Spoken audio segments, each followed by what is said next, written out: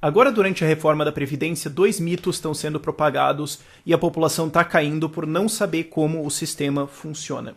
O primeiro mito é de que a Previdência não tem um déficit, o que é mentira. Ela tem um déficit de 150 bilhões de reais e esse déficit vai crescer todos os anos e por isso ela precisa ser reformada.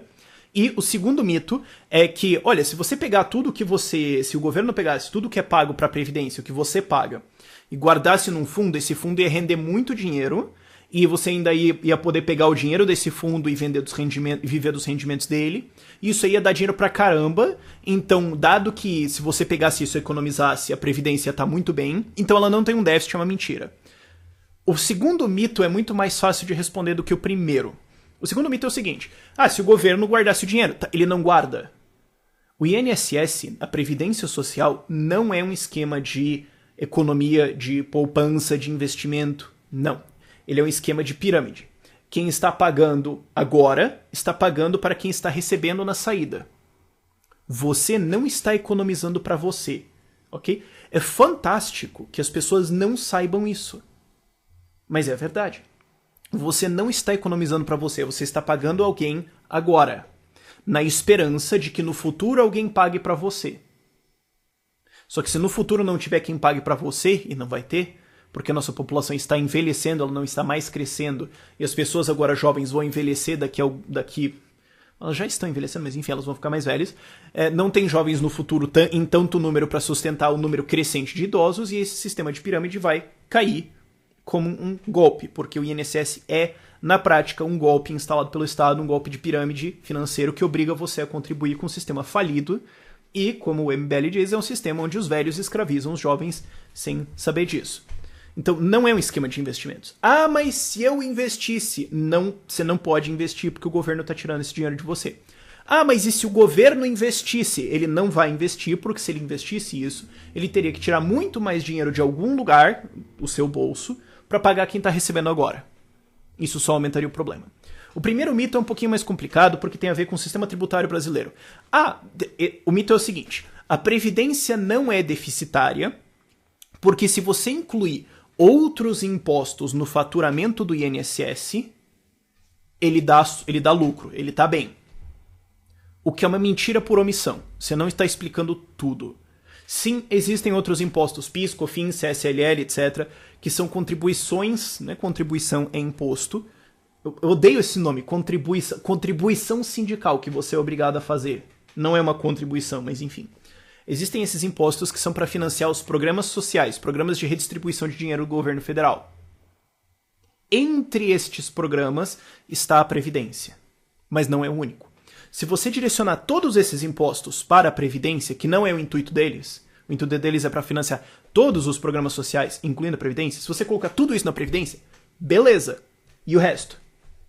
É como se eu te falasse para você: olha, eu tenho dinheiro para ou alugar uma casa para eu morar, ou comprar comida. Porém, eu não tenho dinheiro para fazer os dois. Eu escolho comprar comida e falo para você: olha, eu não tenho dinheiro para morar. E você me fala: não, Rafael, você é um neoliberal maçônico da CIA. É claro que você tem dinheiro para morar, é só você morrer de fome. Você pode pagar essa outra coisa. Bom, sim, ok. Eu posso pegar esse dinheiro e alugar uma casa. Não posso comprar, posso alugar uma casa. Eu vou morrer de fome. Esse é o argumento: a Previdência não é deficitária. Per se, se você só pegar o faturamento da Previdência e o que ela gasta, ela é deficitária. 150 bilhões de reais. Mas tem essa desvinculação de receita da União. DRU que tira esse dinheiro de outros impostos impostos que não deveriam ir só para a Previdência, eles vão, aí o governo vai lá, tira e gasta para outra coisa. E se não fizesse isso, tudo bem. Ok. Se ele não fizer isso, faltam 150 bilhões de reais para financiar as outras coisas do governo federal. Se você somar em 2015 o gasto de saúde e educação, dá perto de 200 bilhões de reais. Eu vou fazer um vídeo sobre os números específicos depois, isso é só um vídeo preliminar. Mas, ok, pergunta. Você acabou agora de tirar 150 bilhões de reais da arrecadação federal. Como é que você vai pagar a educação e saúde? Você pode morar, só que você vai morrer de fome. Aí tudo bem, não tem problema, veja só. E para cobrir isso, o que você precisaria fazer é subir o imposto de renda em 50%. Porque essa história de taxar os ricos não cobre. Não cobre, simplesmente. O quanto você consegue taxar de rico, simplesmente não cobre. Isso sem levar em conta o fato que eles iam fugir do país, ok? Ah, mas tem muita gente que deve, muita empresa, muito sonegador aí que deve dinheiro pro governo federal. A maioria faliu, e os maiores devedores são assim, Vale, que é controlada por fundos de aposentadoria do governo federal, Prev, Petros, controlam a Petrobras, eles são acionistas majoritários. Então a Vale, de certa forma, foi reestatizada. Petrobras, etc. Então, assim, os maiores devedores pro governo são o governo. Então, ok, a Vale também pode pagar isso tudo e falir.